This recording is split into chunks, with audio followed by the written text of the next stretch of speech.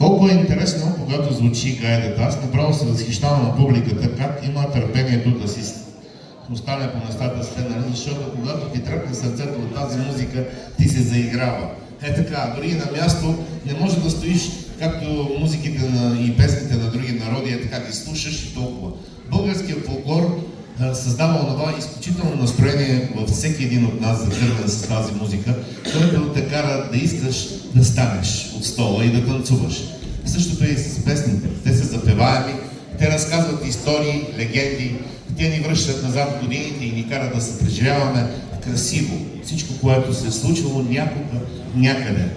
Брава мома, ружа цвете и слънчице мило мамино ще изпълни хор за обработен фолклор Росна китка с диригент Росица Христова.